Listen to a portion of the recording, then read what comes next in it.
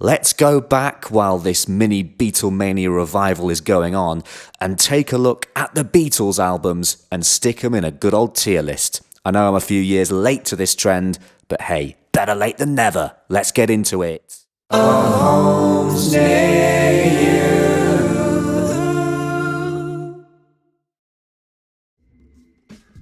Right then, there it is in front of us. We've got our lovely tier list. Yellow Submarine isn't there. I'm going to count it. There we go. I'm doing this tier list based on the Beatles albums in relation to each other, not a sort of comparison to the wider music pantheon. Because in my opinion, a C tier Beatles album could well end up being an A-tier album compared to a lot of the other artists out there. So we're going to go in chronological order. The Beatles debut, Please Please Me from 1963. We've got it down here. This one, look, it's a solid debut at a time where a lot of the pop music was your lovey-dovey, catchy pop tunes, and there's plenty of that in there. Please Please Me, the song itself, Love Me Do, which I believe was their first single, and then you've also got Twist and Shout, which for me, that Lennon vocal is the highlight of this debut album. It's a solid effort. I like Anna Go to Him as well. I Saw Her Standing There is a classic. I'm going to put this one solidly in the B for Beatles tier. That's not why I'm doing it. I think it's a solid opening effort, and in that context, I'm giving it the B. I'm more into the sort of mid to late Beatles stuff, and I tend to split the Beatles up into early Beatles, mid Beatles, and late Beatles, which really helpfully aligns perfectly with the 60s as a decade, because early Beatles is the early 60s, mid Beatles is the mid 60s, and then the late 60s, of course, the later Beatles. Next up is With the Beatles. Now, personally, I've never been huge on this one. I've got my phone here with Spotify up to kind of make sure I've got everything right in terms of track listings. All My Loving is a nice tune. I Wanna Be Your Man, but to be honest with you, I mean, Roll Over Beethoven got played live a lot, but to be honest, this isn't a standout Beatles album for me. I'm gonna put this one in the C. There's not enough memorable moments on this record, and this one I would possibly say is the weakest of the early Beatles stuff. Moving on to A Hard Day's Night, where the scene changes drastically. This for me is peak early Beatles. Accompanying the movie A Hard Day's Night, you've got the title track, classic, I Should Have Known Better, come on, and I Love Her is a gorgeous tune. Can't Buy Me Love, another classic. Things We Said Today, I think, is an absolutely fantastic and underrated Beatles tune, and of course the closer, I'll Be Back. Stunning album, just full of hits. I didn't even mention If I Fell. It's about song for song strength. There are not many better. That's going in the A row, and we've got a lovely ABC to begin this tier list, which you love to see, don't you? Moving on to Beatles for Sale now. For me, the last record in the early Beatles era. The classic album cover with the onion haircuts. In terms of the album itself though, I do like No Reply as an opener. 8 Days a Week, you can't really go wrong with that. Other than that, nothing really shouts out to me. I think it's a regression from Hard Day's Night, and I think they needed to start changing. They needed to start reinventing themselves, which I think they do begin to do after this one. I'm gonna go, it's between B and C for me. For me, stronger than With the Beatles. So what I'm going to do is put it in the C, but I'm going to put it at the front of C for now. Of course, this is all subject to change. Moving on now to Help, the start of a transition for the Beatles from the early into the mid era. I don't mean mid in terms of they're mid, I mean in terms of the middle. They're starting to get more sophisticated. Yes, it's still the same lineup, it's still Ringo on drums, it's still Paul on bass mainly, John on rhythm, and George on lead. However, in terms of the subtlety of their songwriting and the depth of it, there's a definite transition here. Help is the opener, the title track by John Lennon, which is a deep delve into his own emotional instability. We hadn't had that on a Beatles record before. You've Got to Hide Your Love Away, another beautiful romantic ballad from John. You're Gonna Lose That Girl. Got Act Naturally, which is a Ringoism. I've Just Seen a Face is a beautiful sort of folk ballad by Paul. And then for me, the standout of the album is Yesterday, which is endlessly covered, endlessly parodied, but in terms of taking a really melancholy, sad tune and sticking it to the top of the charts, that just wasn't happening at the time. So there's revolution there as well in terms of the songwriting. It's in between A and B for me. I'm going to put it at the front of B for now. Actually, no, you know what? I'm putting it in A. Changes in direction in terms of songwriting, going to darker places, more emotional places. Therefore, I think it deserves an A. Roll your eyes all you like. It's my tier list. Moving on to Rubber Soul. Now the Beatles really kicking it up a notch in their mid-period. You've got Drive My Car. Norwegian Wood is a gorgeous tune from John. You Won't See Me, Nowhere Man, of course. The Word, I think, is brilliant. Girl is a fantastic tune, and the depth of lyric from John Lennon in that tune is fantastic. And then again, Lennon's really bringing it here, because In My Life is probably one of his standout moments. There are better to come for me though. I'm gonna put it in the A. Oh, I'll work out the order of everything in a bit. Revolver. Ooh, interesting one, because this is where the Beatles are starting to get experimental, and for me, this is the beginning of the shift from mid-period Beatles into the later period where they're starting to get more experimental. They're starting to do some crazy stuff, man. Taxman from George Harrison, a great opener and a great early indicator of what was to come in terms of his songwriting abilities. Eleanor Rigby, come on, those strings. Here, There and Everywhere, gorgeous from Paul McCartney. John Lennon actually said that Here, There and Everywhere was his favourite tune that Paul ever wrote in the Beatles. Yellow Submarine is actually on this album as well originally. We have got Yellow Submarine down here as well, but we'll get to that.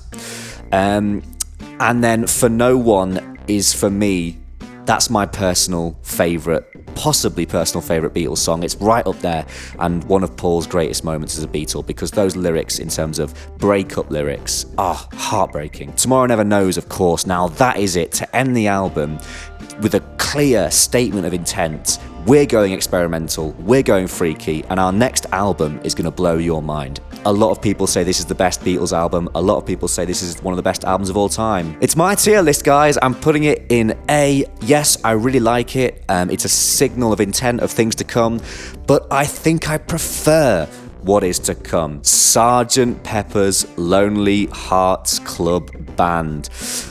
Right then, let me tell you a story. I was sat in the pub, my local, and I was with a good friend of mine, and we were discussing the Beatles albums, in particular Sgt. Pepper.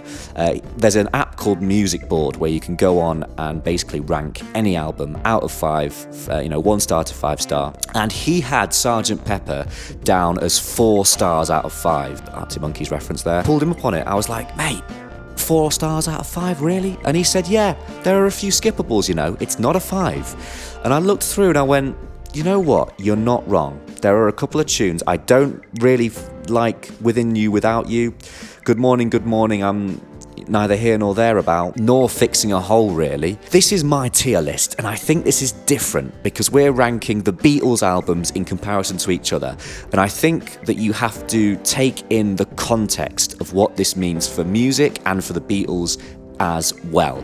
When you're ranking an album out of 5, you're going for your opinion and objectively how good it is, and you kind of see it in a vacuum, I feel like, when you're doing that sort of thing. But with this tier list, context matters, and that's why Sgt. Pepper is going in S. It is the definition of an S-tier album because it changed direction for the Beatles, it changed directions for the whole of popular music at the time.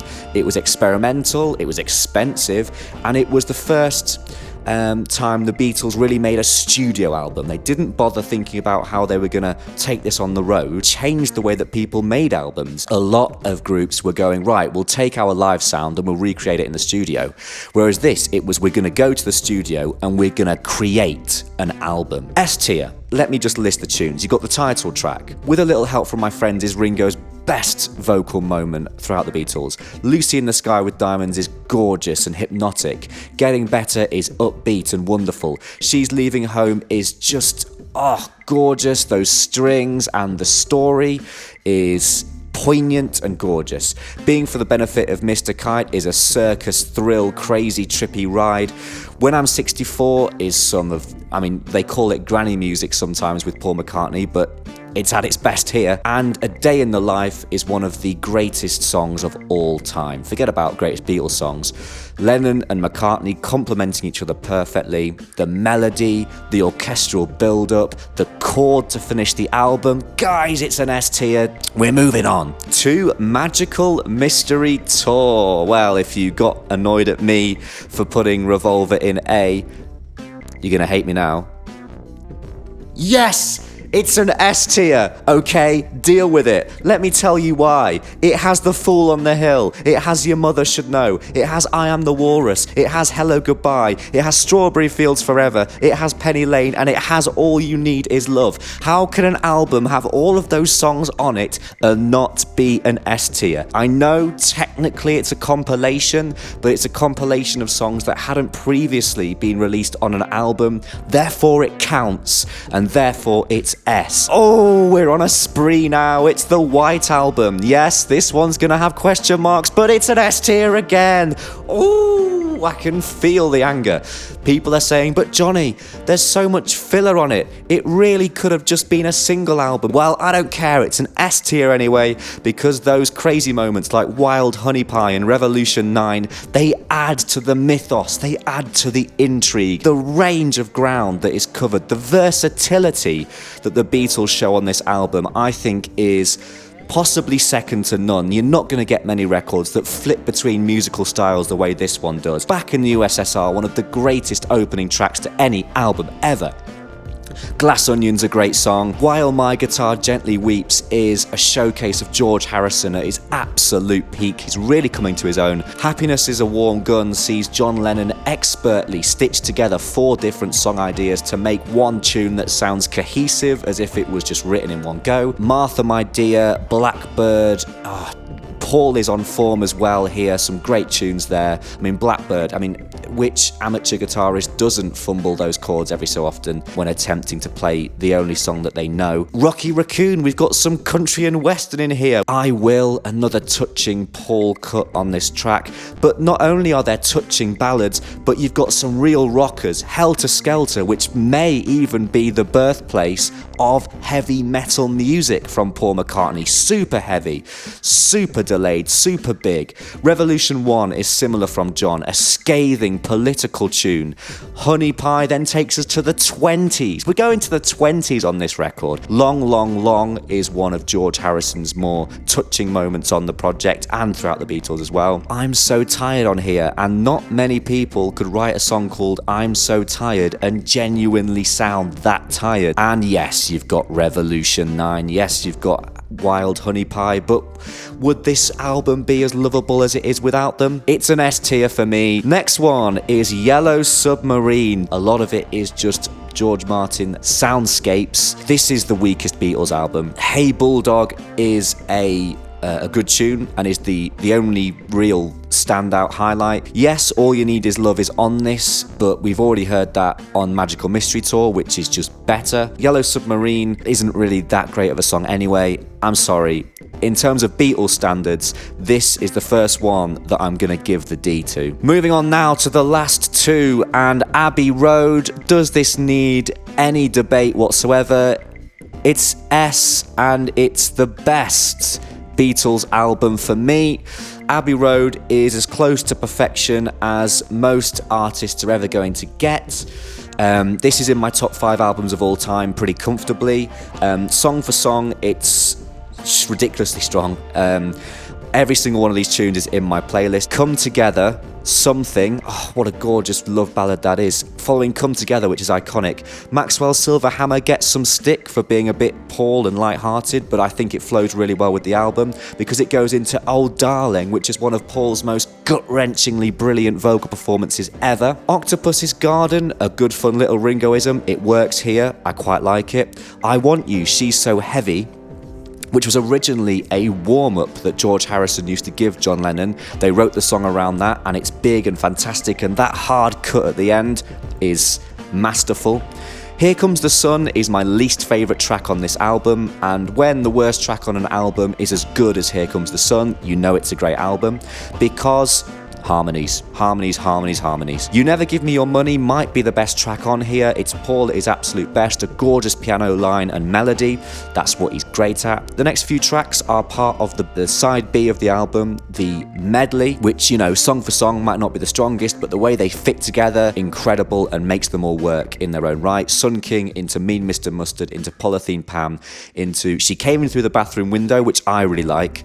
And then we get into the peak, the pinnacle of what the Beatles were trying to say, because this was the last album they recorded and they wanted to say goodbye, and what a way to do it. Golden Slumbers, achingly gorgeous. Forget about the John Lewis advert, this is the version. Into Carry That Weight, which is massive. Into The End, which just sums up what the Beatles were all about. And in the end, the love that you take is equal to the love you make. What a way to sum up their career. What a way to end on that note. Every Beatles member gets a solo. It's fantastic. And then I love the fact that they left Her Majesty in. And then finally, we move on to Let It Be, which splits me right down the middle because it's got some really weak filler and occasional moments of brilliance. Across the Universe is a great song, but this is not the best version of it that you find on the album. Phil Spector, with his over-the-topness, kind of detracts from this record a bit. Glenn Johns, who did a 1969 mix of this album, and it's far superior to the one that was actually released. But we're not ranking that, we're ranking the one that was released. Let It Be, the title track, of course, is a classic, so that has to give it some brownie points. I really like I Got a Feeling. It's a good upbeat track that kind of gets you pumped up and in the mood. The Long and Winding Road is gorgeous, but a little bit over the top because of Phil Spector's production. And Get Back is a classic, as is the opener Two of Us. A little shout out for I Me Mine as well. That waltz section from George Harrison is beautiful. So there's a lot of filler, there's a lot of good moments as well. It sounds like a B to me. And now what we're going to do is just shuffle out these in terms of the order in the columns to make sure they're all accurate. So I would go White Album. I would go Abbey Road over White Album, and then these two are interchangeable. I'm happy with that. I think Revolver is the king of the A tier over A Hard Day's Night, over Help and Rubber Soul. Nah, those two are interchangeable. I think I might actually go Help over Rubber Soul, actually. Let It Be over Please Please Me. That's right, I'm happy with that. Beatles for Sale over with the Beatles, and then nothing needs to be done there. So there you go, people. That is my Beatles tier list. Let me know what you think in the comments. I know there's some controversial decisions in there, so if you've got any problems with it, then let me know about them. You know, create beef. I'm here for it. Get in the comments. Let me know what you think. Like and subscribe. I'm going to do way more of these tier lists. I'm going to do some gaming. I'm going to do whatever you want me to do. Just tell me. But yes, thank you for watching A Home's Near You, and I hope you've enjoyed this Beatles tier list.